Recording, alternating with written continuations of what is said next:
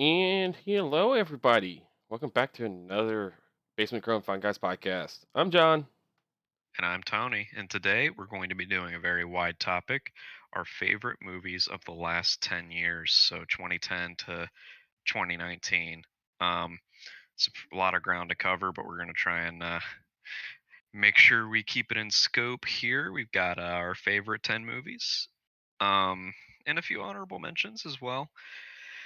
So, my movies are in no particular order, so there's so many of them to choose from. It's like choosing between my children, I can't pick my favorite ones. So I might list them out of order in terms of how favorite they are, but it is what it is. So do you want to start us off, John? What's your first movie there? Um, I think I'm gonna have to go with Avengers Endgame. Uh, I knew it. yeah, I'm just gonna jump out of the gate right there. So I've been a big fan of this. The whole MCU coming from starting in 2008 and with Iron Man and where have they gone, where they come from, whatever. But so Endgame is just like the climax that everyone I think asked for. I don't think they could have done it any better. Um, They probably could have done it better. well, okay, yeah. There's things out there. I think there's things that are going. I could like yeah. I could if I want to get nitpicky about it, that I would change. I thought the plot was a little the time heist thing was a little whatever, but I thought it was still fun and interesting, and I did I still love the movie, and I mean, but let's be honest, like the first half of the movie really didn't matter, or even the majority of the movie didn't really matter. True. Everything that mattered came in like the last, I don't know, I think it may have been like 15 minutes. I don't know how long. It didn't seem very long, but I think actually the battle was actually really long. Um, but when you have all of the heroes coming together, coming back from being dusted and coming through the portals, and you hear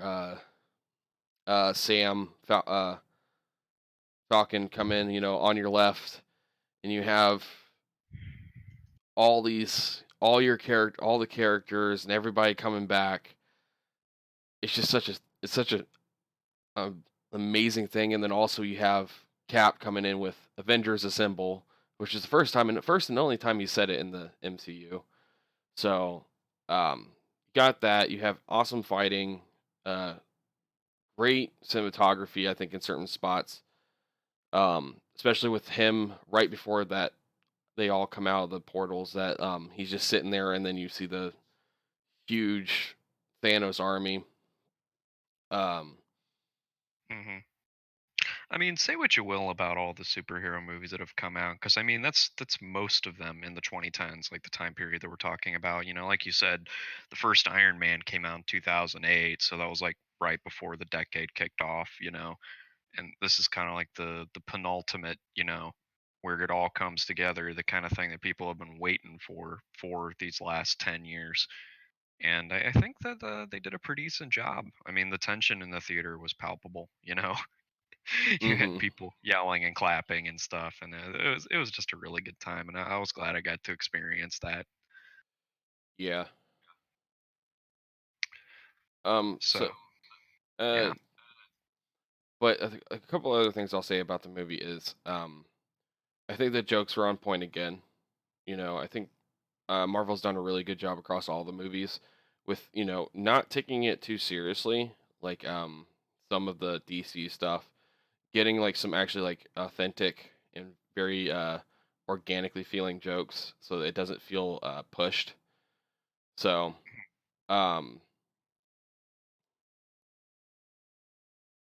I was going to bring up a certain point about the movie, but then I forgot. So well, let's go ahead and go on to you and your not number one, but your first pick.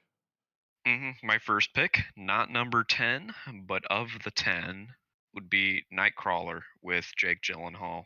Um, so I love Jake Gyllenhaal. Let's just get that out of the way right now. And he's put out several movies that I really, really, really like. Um, And out of the ones that he's put out in the last 10 years, I figured out of 10, I'll just pick the one I like the most, and that'd be Nightcrawler. Um, so for those of you who haven't seen the movie, you probably should. Um, it's really dark. It's really a noir film, and I think Gyllenhaal really fits that role very well. He plays a really good psychopath, very fast talking, very greasy and kind of creepy, but at the same time, he's one of those protagonists you don't want to root for, but you want to see what happens next.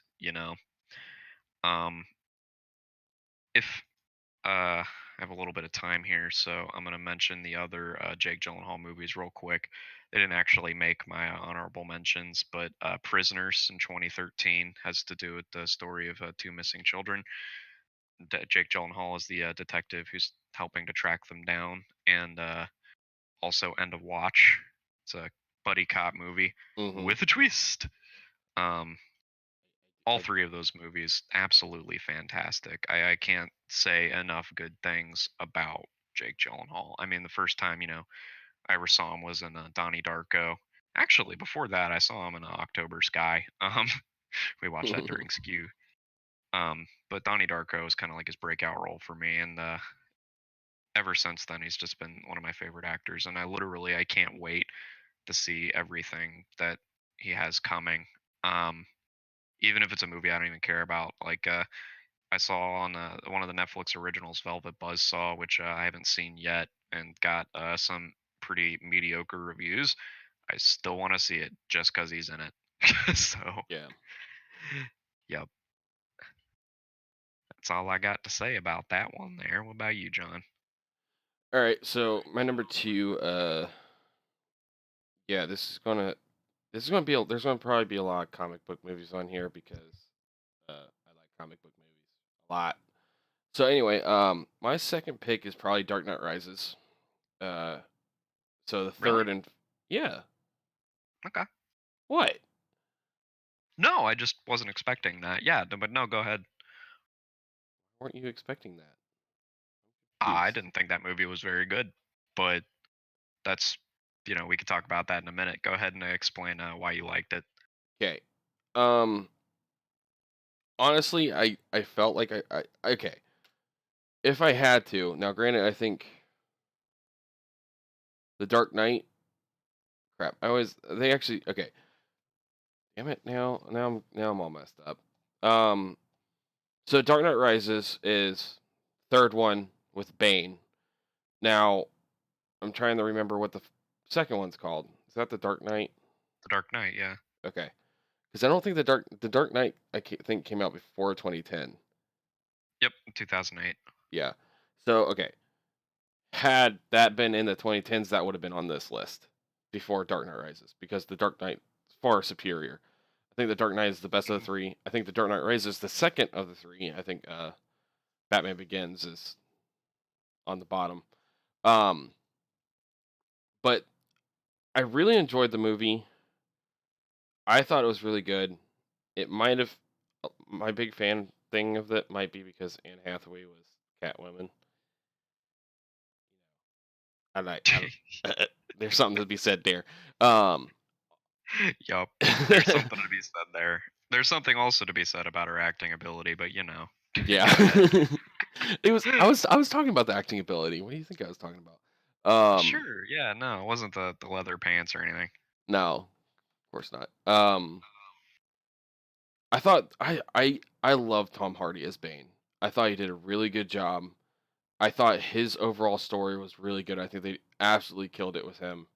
Um, is he what Bane should look like? Being more comic book accurate. No, to a point, but I love what they did with him. Um, I loved when he came into the football stadium and blew up the football stadium to kind of kickstart the 30 days, or I think it was like a month of 30 days or whatever. And then Batman got injured and was sitting in the hole. And I like the redemption arc for Batman. I think it was a really good arc. I think they did a really good job. I really liked it, and that's why it's on this list. So if you disagree, well, go fuck yourself, Tony. No, that's fine.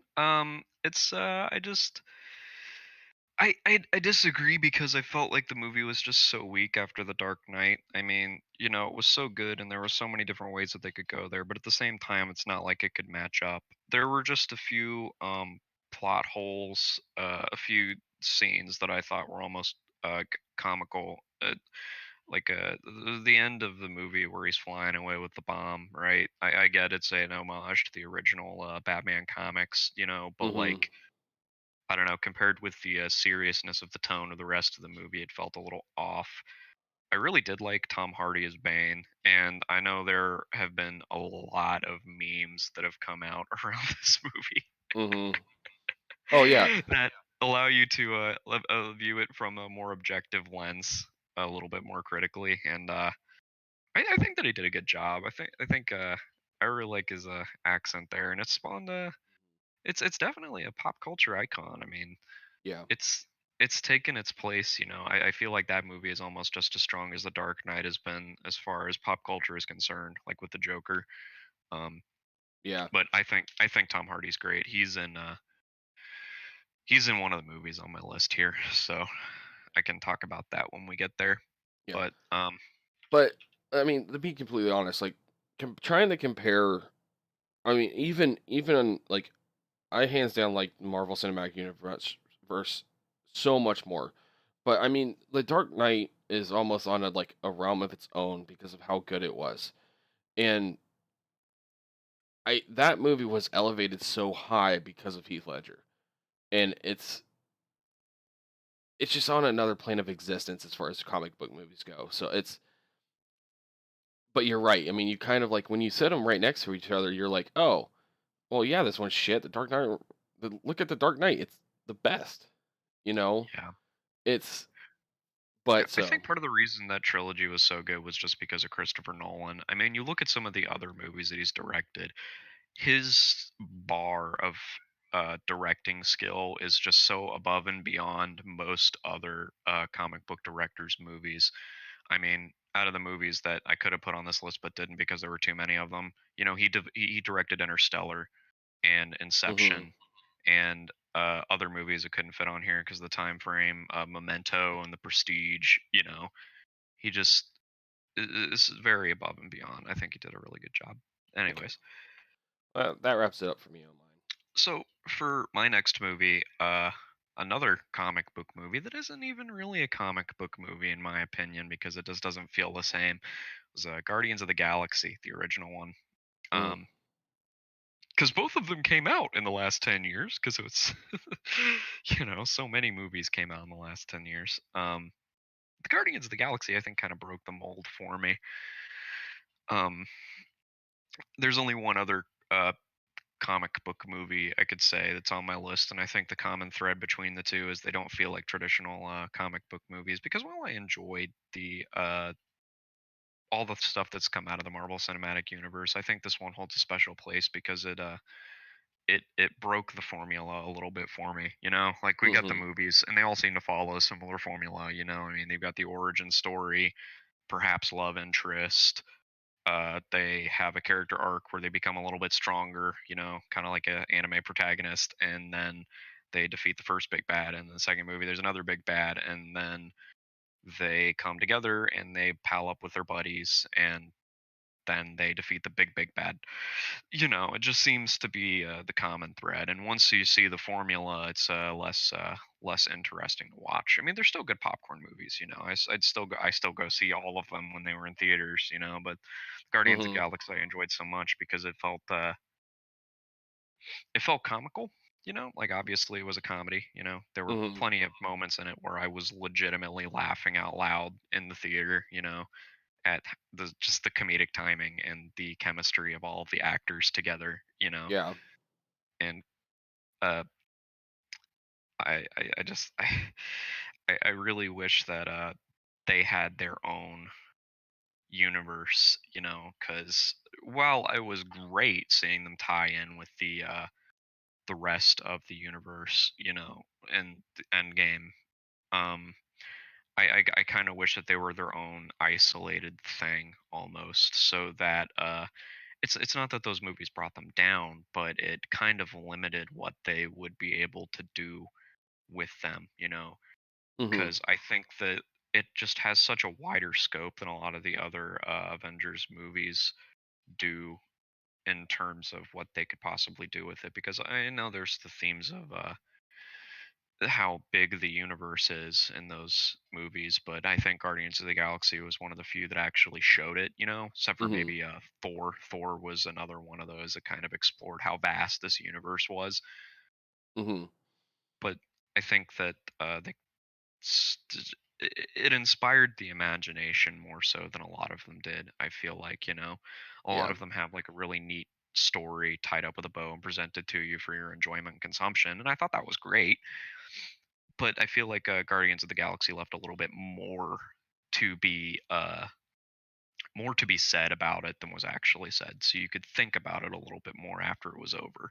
It had you Yeah. asking, well, what about a lot of things? You know, what about this? What about that? What about these planets? You know, Mhm. and I think that some of the best parts of the later movies where they were involved was the parts that the Guardians characters were in, except for how stupid Star Lord was when they were trying to rip the glove off of Thanos. That still makes me a little angry. Yeah. I I get it, but at the same time, I don't. God damn it, Star Lord. Okay, so Yeah. So yeah, yeah, yeah. I want to piggyback off of you because yeah, Guardians of the Galaxy is on my list. So pretty much everything you said, like I think it was definitely a change of pace, and I do find it really interesting is they how good they work as a group because even in Infinity War, you saw them as a group and they kind of because when you watch Infinity War, you have all your heroes getting their little bits and pieces of time, but when it came to the like the Guardians of or the Guardians, except minus Groot and Rocket because they kind of split off. But like the main group that went to Saturn or Titan, um, they kind of were showed as a group, and it kind of like like all the time they got was kind of on that. It was always at the same time, I guess. It was kind of it was kind of interesting. Um yeah, I think Yeah. the chemistry that came from the group was absolutely amazing, and like I can't wait to get more of them. And but you're right onto the point. Like a lot of the comic book movies, especially the ones that are based on Earth, get kind of repetitive to a point because they're kind of like, oh, it's just another bad guy attacking a city or attacking the Earth, blah blah blah blah. Whereas when you get into the cosmic, universal level, it adds to the imagination and or like it becomes limitless what you can do with it because with Earth, you kind of have you either have aliens invading Earth or you have just humans attacking humans, which is, done all the time. But when you get out into the universe, there's so much more that you can do with it, and your limit kind of goes away.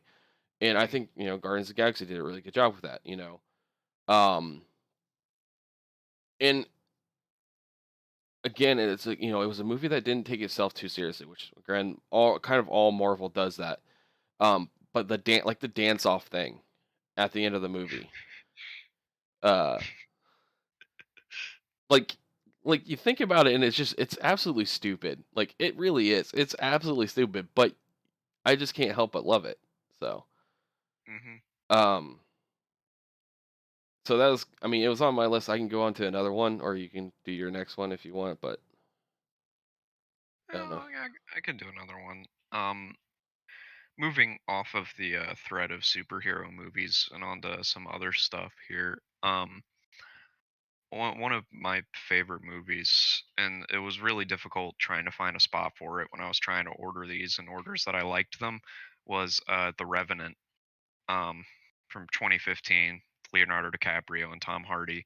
I had just mentioned talking about The Dark Knight with you, how much I love Tom Hardy, and I think that he plays an exceptional villain.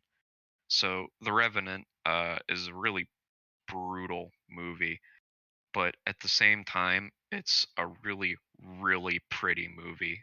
It's beautiful. I mean, honestly, watching this movie was an experience. Like I couldn't look away because the violent, destructive parts of the movie, because it is. I mean, everybody knows the meme of Leonardo DiCaprio getting mauled by the bear, right?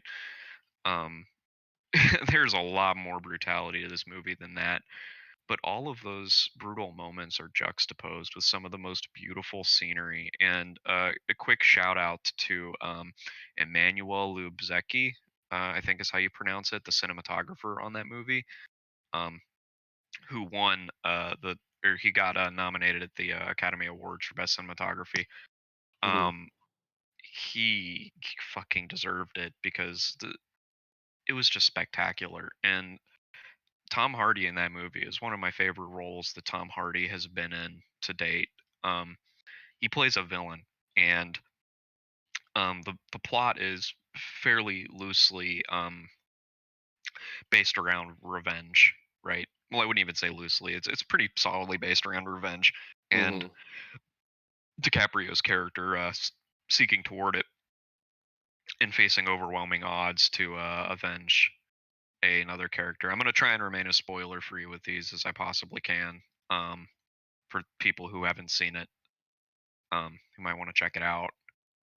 But Leonardo DiCaprio is forced to take vengeance on Tom Hardy's character, and that's the main driving force of the plot. And he really makes you absolutely hate him. Like, you root for DiCaprio's character so hard, and it seems so desperate and so bleak that the end of the movie, you know, it's very poignant. And I would urge anybody who could stomach it, because like I said, it is very brutal. Anybody who can stomach it to please watch this movie if you haven't already. It's absolutely fantastic, and it's an experience. It's the sort of movie that you watch once and don't want to watch again for a long time because of how dark it is. So, Yeah, have you seen it, John? I have not, but Oh, you should. I'll take your word on it. But I do have a movie like that. That like I don't get super tense when I'm watching movies, just because I actually tend to know how they're going to work out because of plot armor and you know main person's bulletproof vest because main person. But one movie that actually made me super stressed out when watching it, and actually just it was extremely tense, and it gave but it like it really got me involved in the movie and like actually like very and it like it made me like really question things and like how like oh this is really actually pretty brutal. This is some fucked up shit. That's Sicario. Hmm. Okay. I like really watching it again. I probably wouldn't have been so stressed out and so tense when watching it, but I mean, it definitely had its moments, and one of them that was really like super tense was the standoff at the Mexican border. Um, and they played it so well because like something's going to happen, but you're just like there's so many directions, and there's just like how they're playing it off, and it's just it was masterfully done, and I really like the story. The story was I wouldn't say unique, but defi- definitely up there. Um, yeah. Yeah. Have you seen Sicario? I haven't. I'm adding it to my list right now. Yeah, I think you would absolutely love it. Benicio del Toro kind of plays Ooh.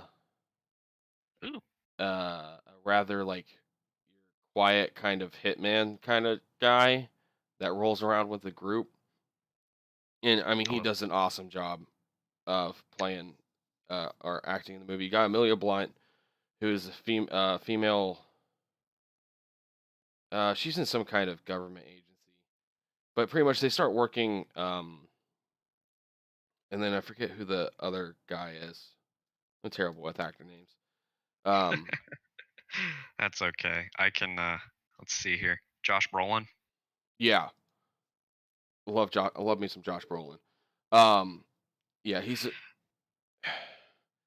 kind of, Benicio del Toro is great, so yeah, it just telling me that he's in it, I'm just like, all right, well, I guess I'll give it a shot. yeah.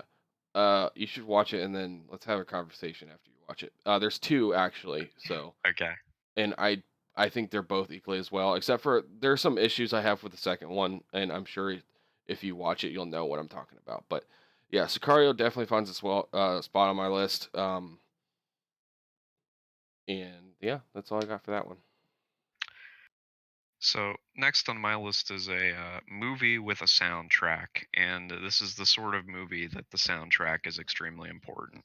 I would argue that in all movies, the soundtrack is extremely important because sound design is such a major part of movies. But this movie takes it to another level, and this movie is Baby Driver. It I I want to say it just came out, but it didn't. It came out in 2017.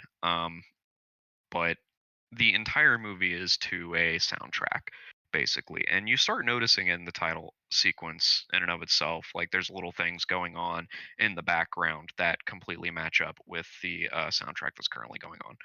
And um, they do it so well and so seamlessly that you get really immersed in it, and there are certain sequences in the movie in which the soundtrack is removed or taken away from the movie, and it makes them so much more jarring. Like it adds to the emotional impact of a lot of scenes because the constant music in the background is finally taken away.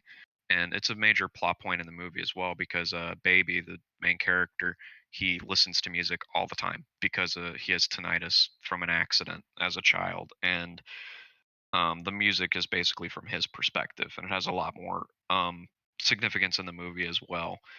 Whenever that music is gone, or whenever those earbuds are yanked out of his ears for whatever reason, you hear the silence and you hear the tinnitus. And as someone who suffers from tinnitus, I gotta say, nail on the head right there with how it sounds like and how it feels. Um, and it's action packed, but it's not necessarily what most people expected going into the movie. The marketing made it seem like it was a Fast and the Furious knockoff getaway driver kind of movie, but really it's a lot more emotional than that. It's more of a love story with an edge than it is Fast and the Furious, fast cars, beautiful women kind of movie. It's very fantastic, and even though Kevin Spacey's been in a lot of controversy lately, he's still got some acting chops, and he plays a very, very compelling character in the movie. Um, and it's one of my favorite Kevin Spacey roles, honestly. Yeah. Like it's definitely up there with all the roles that he's played. Hmm. And I'm curious to see what this kid can do. The main character, Ansel Elgort. Um, he was in The Fault in Our Stars and the Divergent series, right? So a couple of young adult. But Hmm. this movie, I feel like, showed that he has a lot more range, and he doesn't necessarily need words to show his acting chops. So I think he's really good. I just want to see him in more serious movies like this. And not that the other two movies I just listed were serious, but more like grown up movies. Yeah. All What's right. your next movie, John? I'm trying to decide what my next one's going to be. I'll just pick one. I'm going to go with Sherlock Holmes, A Game of Shadows. Oh, okay. Um, I love me some Sherlock Holmes, especially Robert Downey Jr. Sherlock Holmes. Um, so the first movie with James Moriarty in it, and I can't remember who plays Moriarty, but absolutely masterfully done. You want to talk about a movie with the soundtrack? Now, granted, it's kind of pretty much the same song over and over again, which is the main song, but I really love that song. Um, it has a really good plot. I love the build up to like they're it's pretty much the movie that's predicting World War I, and he's Moriarty's trying to get into position, to make all the money in the world once all the well, he already is because all these countries are buying up weapons and stuff from him, and so I love the first one, and I love this one more. Um, just because in the absolute the chess game at the end when they're sitting there playing chess, and Sherlock's pretty much dead already. And they're just sitting there playing chess, and it's just like I don't know. I really liked it. Always liked Yeah, the Sherlock soundtrack Holmes. was great. Hans Zimmer did it, and he's got some chops, you know. Yeah, I mean, he's responsible for the bomb that you always see in the action movie trailers in the last 10 years since Inception came out, right? yeah. But I mean, you got to hand it to him. He's a good guy. I don't know. I really liked the Robert Downey Jr. Sherlock movies, but like when the BBC Sherlock came out, it overshadowed it so hard in my opinion. Like Yeah, it was so good that like looking back at those movies, they're like a fun romp. But it's hard for me to see Sherlock as anybody but Benedict Cumberbatch now, you know. well, And by the way, the actor who played Moriarty, Jared Harris, um, yeah.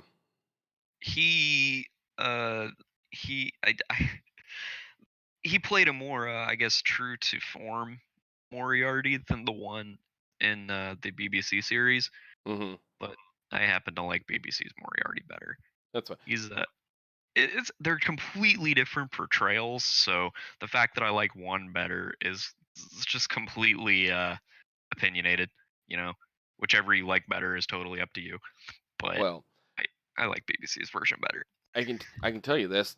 My grandma would smack us both with a Sherlock Holmes book because she's actually told me this on I think several different occasions that she thinks both the Downey and the BBC are like poor representations of Sherlock. 'Cause she likes like I think she's read Sherlock all like most majority of the books, and also like she's watched the old movies, like the old ones. Mhm. And so she had like I mean she has that conception of like what it's supposed to be, and Robert Downey Jr. is definitely I haven't seen the BBC version of Sherlock.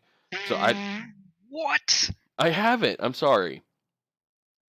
Um They're on Netflix. Okay, I know suspend they the are. podcast. Okay.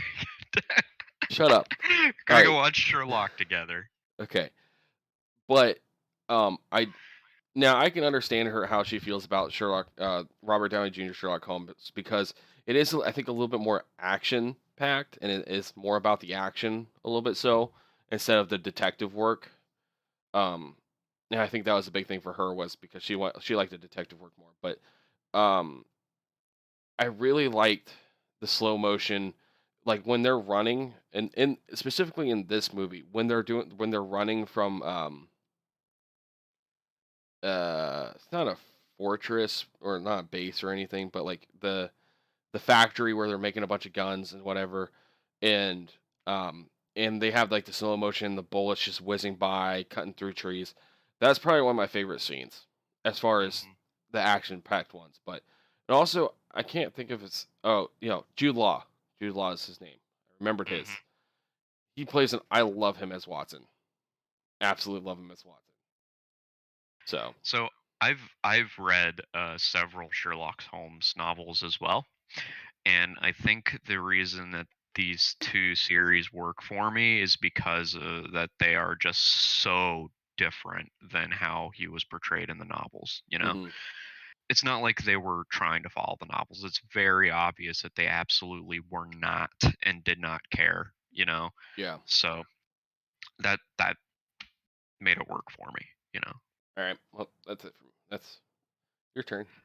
So, last superhero movie on my list here, Spider-Man Into the Spider-Verse. So, this movie was interesting, and I think that's why I liked it so much. So before you go too far into this, Uh-huh. you're probably gonna shame me, but I haven't seen it. That's fine. That's fine. Once again, it's on Netflix, so you got a busy night ahead of you. Um, okay, it's good though. It's really good, and it was a little jarring at first. The animation is strange because the first few scenes of the movie almost seemed like you were watching a movie, like a 3D movie, but you forgot to put your glasses on, and that was intentional. And I know it's intentional because I looked it up. It's supposed to make it more like a cell shaded kind of feel like the comic books are, but it doesn't really feel like a comic book to me. I think that the first few scenes kind of drop the ball a little bit, and I think would turn some people off of the movie before they give it a chance because it stops feeling and looking like that as the movie goes on, and it's really endearing.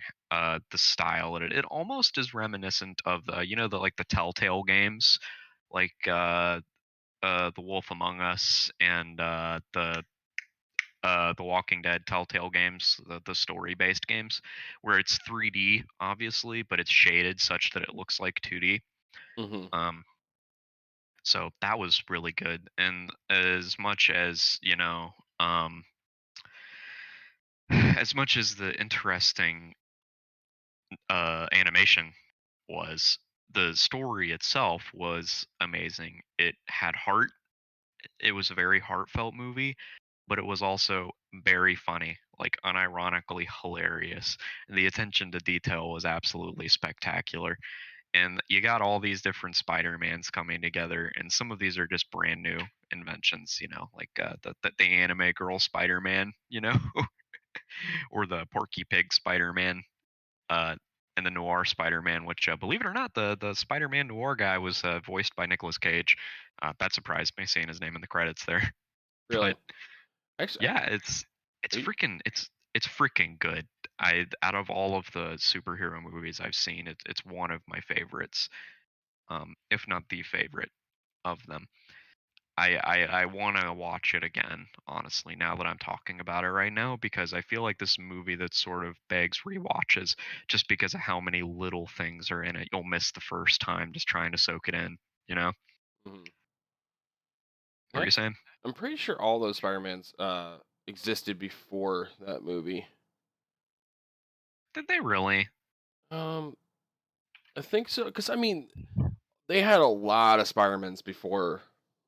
Now, when and where they brought No, when were they you're brought right. up? I think they all did exist. I just hadn't heard of them before. You know what I mean? Because I mean, I love Spider-Man to death, but like I'm not like a Spider-Man biographer. Yeah, I don't own physical copies of every comic book. I don't. yeah. No, that's I fair. d- yeah, Just fact but yeah, checking. apparently she did exist before. You did fact check me there. Been fact checked, bro. Yep. All right. Yep. My turn. Okay. So, unfortunately, I have to say this. It's been a big bummer for me as a Star Wars fan because honestly, I can't put a Star Wars movie on here, even though Womp womp. womp womp womp womp. Yeah, so I'm a huge ass Star Wars fan, and the fact that I can only put one on here when there has been five is a giant disappointment. But the one I want to put on here was fucking amazing, and I mean, there's nothing really to nitpick about it, and that's Rogue One. Um, There you go. I loved Rogue One. It was amazing. There wasn't anything wrong with it. Um, I thought they had great characters, good character development, uh, unique characters. They still had the big battle, which was kind of my issue with Han Solo. Was I think Han Solo was kind of, I don't know, like it wasn't anything special. It wasn't bad, but it wasn't anything special. Whereas Rogue One, you had there were some special parts. Seeing seeing the Death Star work without being like at full power, so you can kind of see that the planet be destroyed, which was the city was Jeddah, but I forget what the planet was called. Uh, Well, Jeddah Planet. yeah, but so you know what I'm talking about. You know the scene I'm talking about, where the whole like the Earth just starts getting ripped up, and just Yeah, I know what you're talking about. that was cool to watch. When they destroyed Scarif, the battle above Scarif, seeing the blockade runner. Is that what it's called? It's not called a blockade runner. No, that's a different ship. The Hammerhead. That scene was absolutely amazing, and then possibly one of the best scenes in Star Wars. and by far the best Darth Vader scene we ever got in this in a cinematic form, in a live action cinematic form, I should say. At the very end, when he's just marching down the hall, that is the purest form of like evil Darth Vader we will ever get, probably, as far Mhm. as in live action Star Wars. And seeing, like, I didn't expect that. I didn't expect to see Darth Vader at all in this movie. Same. So, and then I think they did a really good job with Moff Tarkin with the CGI. You know, that's always kind of risky. You know, you've seen CGI get kind of wonky. Uh, Batman's, or no, not Batman, but Superman's mustache. Um, Mhm. um, yeah, but they did a really good job with him. Krennic was a fantastic character. Um, you know, gave us the ever so awesome quote of, we stand amongst the shit. Now I can't remember it. Damn it. We stand amongst my achievement. Not yours. Yeah. Yeah, that's really a man of your talents, farming. Yeah.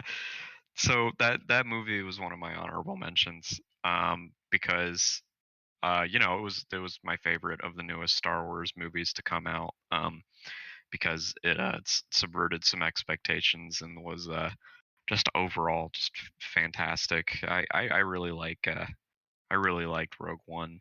And like you said, that you mentioned many of the points that I enjoyed about it. And I like that there was a lack of Force users there, except for oh god, the actor's name escapes me, but the I am the Force and the Force is with me. That guy. Um, Yeah, but he wasn't like actively using the force. he was not That's a Jedi, and that's the point. Yeah. Um, He didn't And I have mean the whole existence of Jedha retcons some EU stuff, but I mean that's totally fine because I think that they handled it well. Um, and he I think that, yeah, in the entire movie leading up to that one scene of Darth Vader just fucking going ham in that hallway and massacring rebels, that one scene made the entire thing so much more worth it because it was a great movie to back up to that point, and then when we get to that point, it's like, oh my god! Like after that happened in theaters, I was like, holy shit! Are we gonna get a solo Darth Vader movie of just him hunting down Jedi? Because that would be sick. Yeah. But That I don't think we're gonna get that. No, we're not. That was the Sith red little cherry on top. Um, Hmm. it would Yeah, and just some of the scenes in the movie, like Scarif looked amazing. I loved Uh how huh. Scarif looked because it wasn't a desert planet or a frozen planet. It was, yeah. Hmm. It was, no, yeah. Scarif was awesome. Um, Fuck, what's the robot's name? I don't want to spend too much more time on this movie, but I know what you mean. Alan Tudyk, I think was the actor's name who played him. Good job, dude. Yup. So I may have lied in saying that that was my last superhero movie because I don't even consider it. Uh, Anyways, Logan. Oh, 2017. The last Hugh Jackman Wolverine movie. Um, so I love the Wolverine movies. Okay. Um, I unironically do. X-Men Origins Wolverine is honestly like, if you just completely ignore the part at the end with Deadpool, if you just pretend that didn't happen, which I usually do. I usually just skip that part in the movie. Um, Logan was absolutely fantastic. It is without a doubt my favorite superhero movie of all time. Um, it was powerful. That's all I can really say about it because anybody who hasn't seen this movie, I don't even want to start to describe everything that occurs during this movie because you just need to see it. Um, it's it was very emotionally moving, especially for anybody that cares about Wolverine, you know, hmm or because most of the X-Men movies are, let's be honest, kind of mediocre. You know, the first few were pretty decent, and the newest, the first of the newer ones with what's his name? Um, but about the young Professor X and Magneto. X-Men Putting First together the Class. first X-Men, first class. Yeah, those were pretty decent too. I Hmm. enjoyed those. Um, but seriously, if you just go see it. It was fighting for my number one spot the last 10 years of movies. So, in the words of Forrest Gump, that's all I have to say about that. Um, Alrighty then. So you I'm gonna have to go. So okay, we got a lot of Bond movies. I don't want to talk about Bond. I want to talk about Eggsy from Kingsman, the Secret Service. Okay. That it was definitely very Austin Powers. It was kind of okay. It was a good like it lands somewhere in between Austin Powers and James Bond because it it was kind of serious, but wasn't completely ridiculous like Austin Powers. So it kind Hmm. of found a good balance. Um, Story was great. The bad guy, Samuel L. Jackson. I mean, how can you go wrong with Samuel L. Jackson as a bad guy? Um, you Hmm. had great characters as far as the good guys. The guy who played Eggsy, I don't know his name. He also played Elton John in Rocket Man. Um, you have I am terrible with actors' names. Taron Egerton was the actor, by the way. Yeah, okay, thank you. It's Um, fine that you don't know that.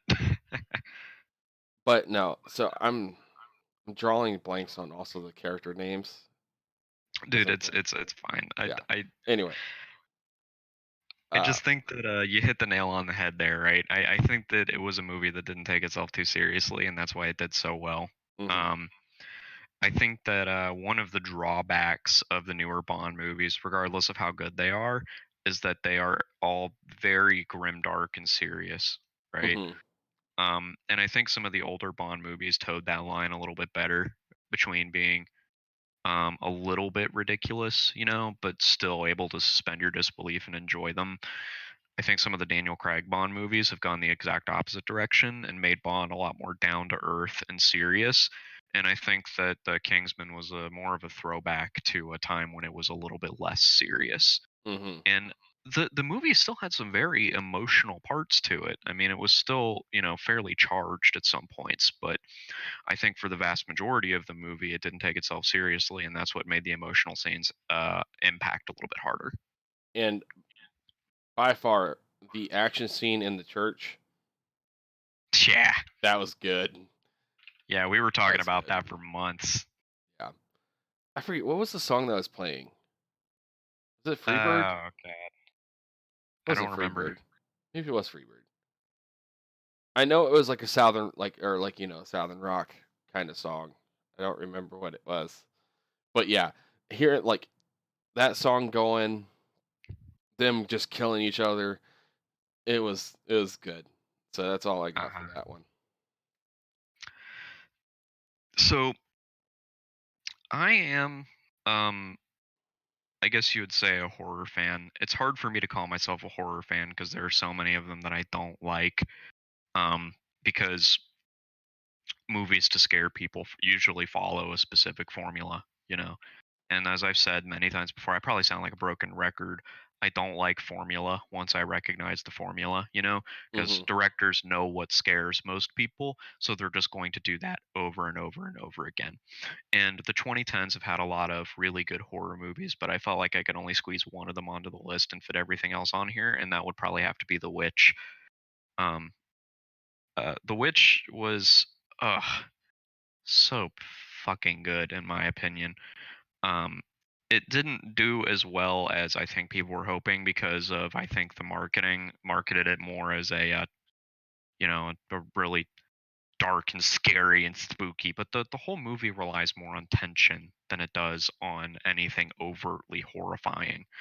Um, well, there were a few horrifying parts. It was a very tense movie, and I talked a couple of times already about sound design in movies and about how music plays such an important role in setting the tone for a movie.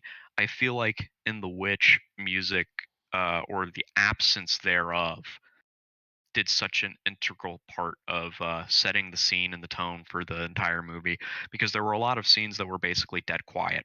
And the soundtrack that was there was very minimal and very discordant and very uncomfortable to listen to. It's like it tapped into a wavelength that just made you feel the like there are bugs crawling up the back of your neck. Hmm. Is just spoopy and so fucking good. I've watched it 4 times now. First time was a little disappointing. I watched it in theaters and people didn't know how to shut the fuck up. Um, which kind of ruined the whole fact that there were supposed to be moments of complete silence. Watching it alone was definitely preferable. There were so many horror honorable mentions of the last 10 years. I mean, It Follows, The Conjuring. If you want to talk about subversion of expectations, The Cabin in the Woods, the comedy, you Yeah. know, Train to Busan, The Quiet Place, Sinister, It. Uh, a lot of these. It Comes at Night. If you haven't seen that one, it's really freaking good. Girl Walks Home Alone at Night, an Iranian movie. Um, I Hmm. could literally just go on. That's why I just was like, you know what? Out of all these movies, they could take up like 90% of the movies. I'm just gonna pick one to really show what I really like about horror or Yeah. modern horror. So, The Witch takes that spot. All right. I'm gonna say Godzilla King of the Monsters. Godzilla, King of the Monsters. Yeah. So, uh, King of the Monsters was definitely better than the first one as far as like overall grand scale of it. Um, Only issue I have with this movie is the ridiculousness of trying to follow humans in it. Um, trying to like, this family having issues and they're trying to work through it and all this stuff and like, and there's just fucking monsters. It's fucking Godzilla and King Ghidorah fighting all over the place.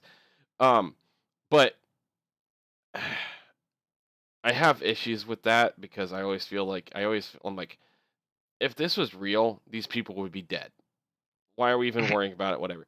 But anyway, I mean, but the overall story and just the overall like visual effects, seeing Godzilla fight King Ghidorah, Mothra coming in, some of the other big guys, uh, Gold, Gul'dan, um, come in and fight was just fucking awesome. And King Ghidorah looked amazing. And um, I love this version of Godzilla. Um, I can't wait to see. I think pretty sure they're doing Kong versus Zilla.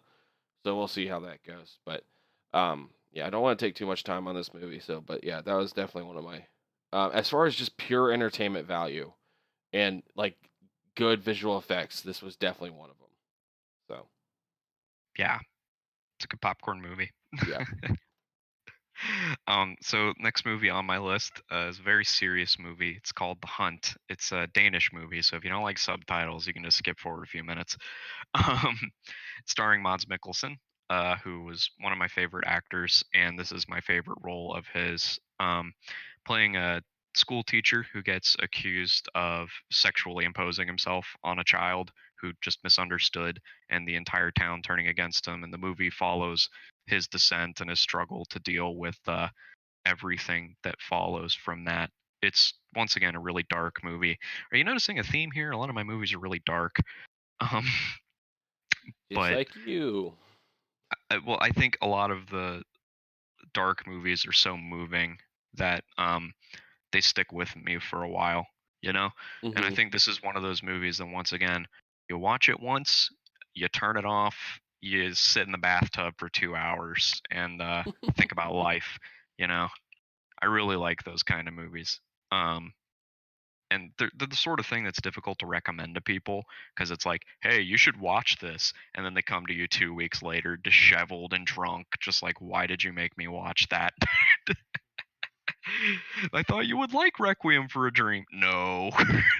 So, um, yeah. Once again, I don't want to give away any spoilers because a lot of these movies rely on the plot of them to drive it along. So that's all I'm gonna say on that one. Okay. I'm on number 9 now. I don't know where you're at, so was that your number 9? No, No? no, I've still got 3 more to go. Okay. Um, how did I get ahead of you? What? Oh, I think I have 11. Whoops. Sorry. I I don't know. Like, alright, have whatever. 11 on my list. Go ahead. Okay. I would be So, on number 9, but I added an extra. gotcha. Alright, so I think the last one before I get to my number 10, like, not saying, like, the number 10 is my top pick or anything, but, just before I get to my honorable mentions, Thor: Ragnarok, and this is the last comic book movie as far as on the actual list. Um, yeah, Thor: Ragnarok, I think once again kind of broke that mold as far as what you're supposed to see, especially from a solo um superhero movie. Um and I mean you could argue it's not really a solo superhero movie because I mean it does have Hulk, it has Loki, which I mean Mm, Loki deserves his own pentilogy. Not a trilogy, not a quadrilogy, a pentilogy. Because you he really did, think there's 5 movies of content out of just Loki? dude. Okay, not really, but I mean, I Okay. but I love me some Loki, and but I do actually I think Loki does I think he would serve better as a TV show. Um, because I think he's really good at short like bursts of shenanigans that would be Yeah. good to carry through like an episode, not a full length movie for several times. So I think them doing a TV series was the best bet, not doing it necessarily a movie. Um, but yeah, but anyway, Thor Ragnarok, great visuals, great comedy, um, kind of actually what you would expect more from the other Marvel movies because as far as like lightheartedness and like kind of just joking around, whereas like the first two Thors were kind of very grim and dark, Mm, not necessarily as fun. The chemistry between Hemsworth and Hiddleston is absolutely amazing. And then you throw Mark Ruffalo in there, and he did awesome. And here it is with the bad actors. I can't. Valkyrie, she was yeah. amazing. Emma Thompson, her name is. I don't remember. Yeah. But I Um. I think that, I think that they realized that, Thor does well when they add comedy to him, you Mhm, know? Like, he does the serious parts really well because he's a great actor, but I think that, they realized that the parts of Thor that people enjoyed the most were the funnier ones, mhm, you know? So they brought on Taika Waititi and was like, "Hey, can you make this funny?" And he was like, "Sure can." And everybody loved it. So, you know, yeah, and you have like great side characters like Korg and um Scissors. right. Um, but and I think they had a good villain. Hela was great. Um, it's just good, really good movie. But speaking of Taiki Waititi, one of my honorable mentions is What We Do in the Shadows. There you go. That was a good Same movie. here. I it wasn't I because I like the show so much better. I didn't want to put the movie on that my like Mhm. official list, but yeah, it definitely earns a spot in the honorable Yeah. mentions. It was great. Um, Honorable mention too, because I mean, there's not much more I can say about it other than it was freaking funny. you know, yeah. that's all I gotta say about that. Um, So I took one off my list, so that it would be even, because it was one that was halfway on there anyway. okay. Um, but number 9 on my list would be Drive with Ryan Gosling, Yeah. um, directed by Nicolas Winding Refn, the Danish guy. Mhm. Um, he's also done a couple other movies, but Drive is definitely the best one. Once again, the soundtrack, right? And it's a movie that a lot of people either love or hate because of how slow the first arc of the story is. It is really slow. Like it's plotting. Hmm. You come off the beginning, the intro scene with the car chase, and it's like, ooh, is this what this movie is going to be like? Because if it is, I'm going to fucking love it. And then it slows down to a crawl, and there were a lot of people that were like, oh, really, right?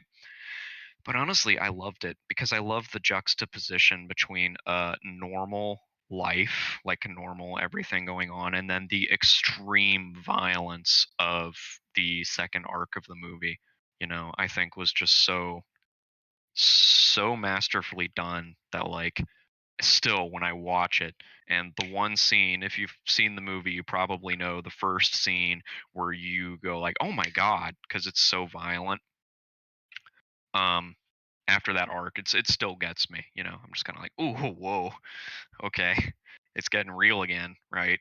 Hmm. And then it goes 0 to 100 very fast, much like a getaway chase. So, have you seen Drive? I have. It's been a while, but yeah, I have. There you go. All right. So real quick before I get into my last pick, I just want to run down my other honorable mentions and terrible mentions because I just feel like bringing it up and how much I hate it. But so honorable mentions, I got Snowpiercer. Thought that was a really unique movie. I thought they did a really good job. Same. Um, Snowpiercer's on mine too. yep, thought it was a really good movie. I thought it was really unique. Great acting, great visual effects. Even though like for how small, it wasn't okay. It's not a small scale movie, but like how like limited they are, they did a really good job. Um, Quiet Space, uh, or Quiet Place, Quiet Yep. Place. Sorry. Um, I'm not a big horror movie fan because I think a lot of horror movies, same like you kind of said, like follow a certain formula of jump scares, and it's overly like most horror movies are way too predictable and stuff like that. But I think Quiet Place also because I have a love for John Krasinski. Um, Mhm. yeah, I would absolutely, yeah. Um, so yeah, he definitely got my vote as far as an honorable mention, but it didn't. Well, I don't think it was good enough to make the list. But now, one movie I need to bring up because of how much I hate it is The Last Jedi because it sucks. And that's all I'm gonna say. Yeah, we've already talked at length about Yeah, that one. So yeah. So as far as and also it's probably the biggest disappointment that I had. Like I know when we did the biggest albums or best albums of the 2010s, I had that like biggest dud. Yeah, this was the biggest dud of 2010s as far as movies go mm, for me. But my last movie and the last movie I want to talk about is I think wasn't super original because these kind of movies aren't like there's no originality. I mean there is originality to them, but um, a lot of them follow the same kind of thing. But John Wick, God, yay! God, how this movie is amazing, and it has spawned two great movies after it. Um, Keanu Reeves is the man, the myth, the legend. Um, Baba Yaga, the boogeyman. He is John Wick. Um, super, a super rough start. Not a bad start, but like kind of like just like an overall like feeling of like it's a rough start. He lost his wife, and then these fucking shitheads kill his dog. And but the holy hell this man brings is amazing. The action scenes are like flaw. I mean, like the flow of the action scenes are great. Um, it's not super like it's just honestly, I think John Wick like I want to say, hey, it's a really entertaining movie. That's what it's for.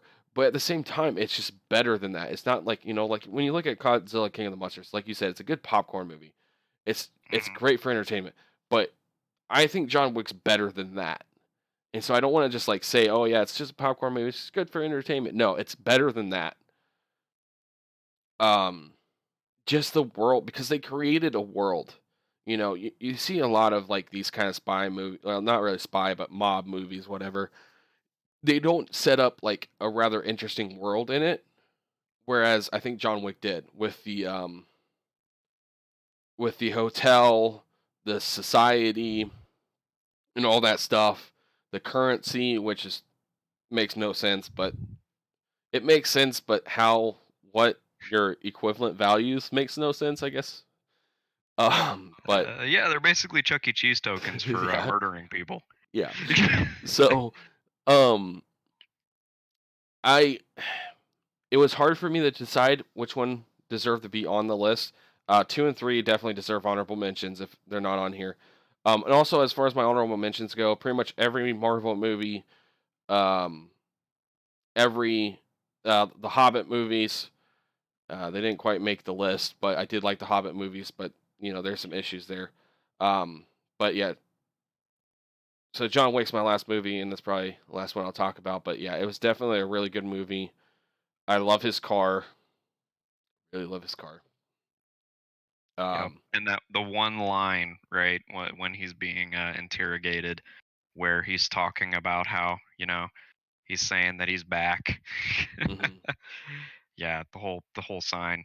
And even though saying that someone killed something from you is grammatically incorrect, I think that because it made it so jarring and powerful. It's an action movie, but it's more than an action movie. You know what I mean? Yeah, So I completely agree with you. That's not my number one, but it's definitely in my honorable mentions. So speaking of honorable mentions, I'm just gonna rattle them off real quick because I've got a few. I've already talked about a few. Rogue mhm, One, Snowpiercer, Skyfall, What We Do in the Shadows, Deadpool, End of Watch, and John Wick. Right, all mhm, very good movies. And while I was compiling this list, I had a list. It was about like I don't know 45, 50 movies long, and I was just like, you know what? I'm gonna cut these down a little bit. So I've only got a few, but there's many, many. I could wax on about these for hours, but um I think that my absolute favorite movie of the last 10 years and one that stuck with me for a long time after I watched it was Boyhood from 2014, filmed over what was it, 12 years, I think, with the same actors and the same characters. Started in 2001 and in 2013, so yeah, 12 years. It basically just follows the life of this boy growing up and then leaving for college. And I think that the entirety of the movie was just so real and so powerful. Like there were so many parts of the movie where it was like, oh, oh, I understand. You know, like somebody following around little kid me with a little camera, just like a little thing. Like in the first couple of scenes where I was like, oh, I had that kid's binoculars in 2002, right? When I was like 6 or 7 years old, right? I was like, oh, I had those, right? Oh, hey, my parents got divorced too. Oh, I went to the midnight screening of Harry Potter and the Half-Blood Prince, right? I like it just um the book, not the movie. mhm, Oh, hey, my dad's taken me to baseball games before and it's just something that like if you grew up around that time period, if you're anywhere from I'd say like 23 to 27 right now, um you probably could watch this movie and relate so strongly to it that because after I move it, after I watched I was crying like a little baby, right? And I cry at a lot of movies that most people cry at, Gladiator, Lord of the Rings, The Lion King, right? mhm, But this movie, it hit me like a truck, like a 10-ton truck. Like it hit me so hard, I almost went to another world and started living as an anime character, right? mhm, It was pretty strong. Um, and I watched it the night before I actually moved out of my parents' house, and I was like, oh, okay. So that juxtaposed with the content of the movie and how strong it hit, I don't think there's any movie like it I mean, obviously there isn't any movie like it because this is one of the only movies where they filmed it with the same actors over 10 years, and the whole concept of it was that it was the same actors and the same kids watching him grow up. And um like it's not, that's obviously it's fiction, right? It's not a documentary, but um it's it was still just so true to heart and down to earth that it was like I can't wholeheartedly recommend this movie to literally anybody as much as I possibly can. Like even though it's boyhood, right?